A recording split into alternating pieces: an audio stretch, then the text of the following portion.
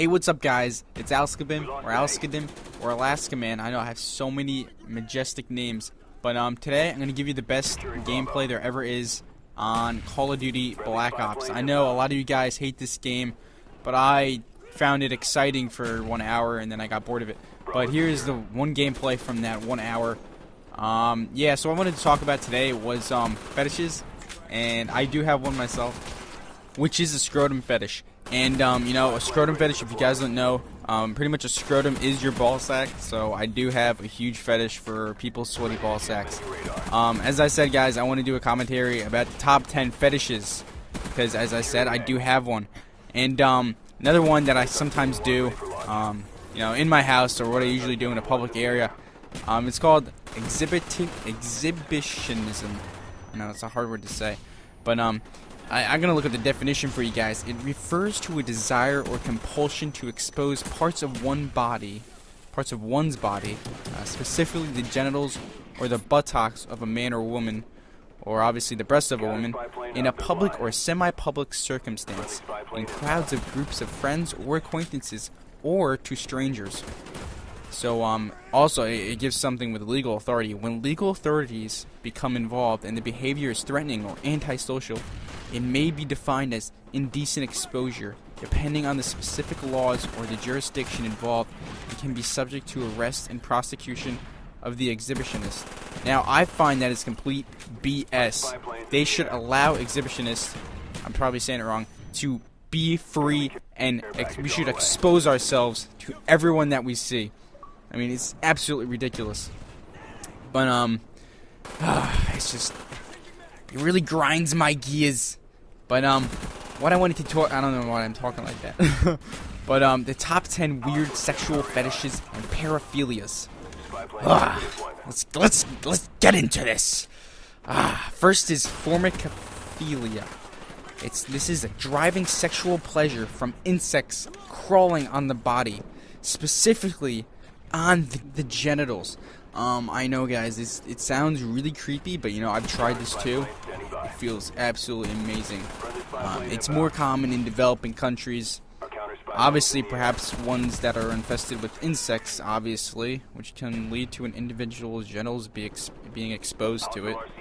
And if it happens at a young age, when they are sexually developing, they may desire a pleasure from it. So that's kind of weird, you know, when you're like a teenager and you have these insects crawling on your scrotum, and you have delicious scrotum, and they got all these insects crawling on you. Oh, it feels so great. But yeah, next one, plushophilia,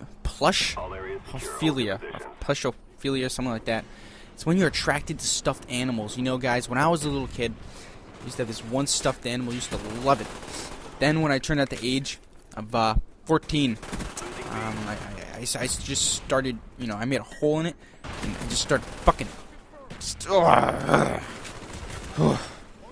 I'll give you the definition of it. You know, it's people who are attracted to stuffed animals, and pretty much, you know, some plushophiles instead of pedophiles, plushophiles like to masturbate using small stuffed animals, and some like to dress up in costumes and have sex with the others wearing costumes. That's kind of fucking weird. And it's also people who are into bestiality, but doesn't want to actually have sex with animals, but they could also enjoy this fetish. I don't even know, guys. I'm reading this shit online. It's getting me really, you know, like, it's getting me excited right now. Let me find some other cool ones. What is it? Burusera. It's a Japanese term for hand fetish. That's not funny. We don't like pink fetish. It's just bad. Okay, but you know, they already ran out of the top 10 things. I can't even express it now. But yeah. So back to Black Ops. You know, it is really fun. It's so much fun. You know, the lag, the beautiful graphics, the overpowered FAMAS, the Spectre. So many fun things. And just I can't even get my mind off of it. Lately, I've been playing some Gears of War. You know, using the inertia, you know, using my scrotum fetish to subdue people. But, you know, these this 54th Regiment on the last Broadway street of Elm Street. His name's Freddy. And you know what Freddy likes to do?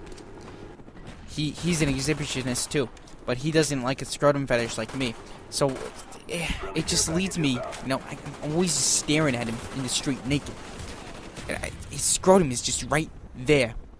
And I'm just like, oh my gosh, I want that scrotum. But then Freddy's like, no, you can only see me in your dreams. And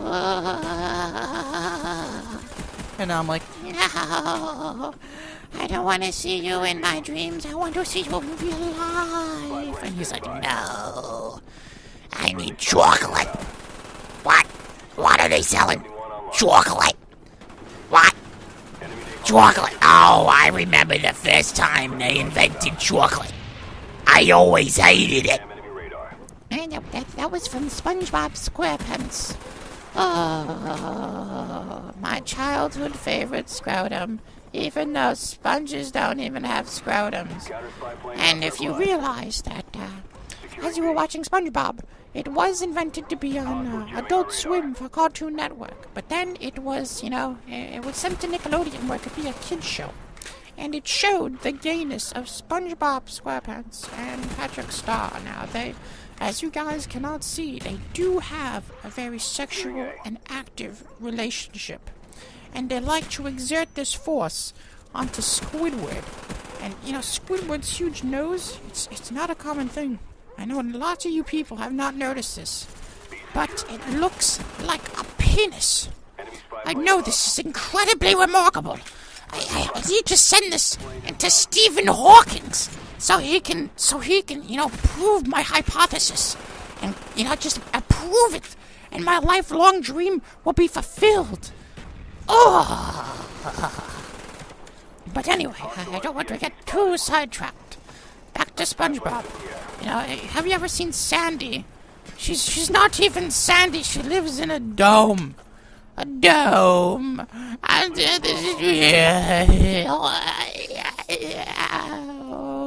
she lives in a dome under a street. She seems to be a scientist too, but she was brought up in Dallas, Texas. Guess what happens in Dallas, Texas? Nothing. Wow. Oh. That actually reminded me for a second. That little girl voice reminded me of Harry Potter and not the Chamber of Secrets. What's the second one? Oh shit. Oh my god. I don't know what the second one is. It's where that huge snake. But they had this one girl who kept on crying in the stall. And she would just be crying. And she was like a little prostitute. She's a prostitute. That's what you call really young kids. If you ever see them on the mall. I hate that. I absolutely hate that. When you see these little kids and their parents leave them in the mall and they're 13 and they dress like they're 20-year-old sluts. I can't take that. My friends and I, we call them prostitutes. That's what they are. They're prostitutes, but they're toddlers. Prostitutes. And shame on you parents for letting them go to the mall alone. There's a lot of pedophiles out there, okay, that have scrotum fetishes. Yeah, that girls don't have scrotums, but pedophiles. Anyway, pedophiles. They can get your kid. So, oh crap, this commentary is coming to a close already. But, thank you guys for watching my horrible editing with theater mode. I hope you enjoyed this fetish commentary. Remember that I have a scrotum fetish, and I am an exhibitionist. And, if you want more exclusive and awesome commentaries, leave a like below and subscribe and comment. But thank you guys for watching.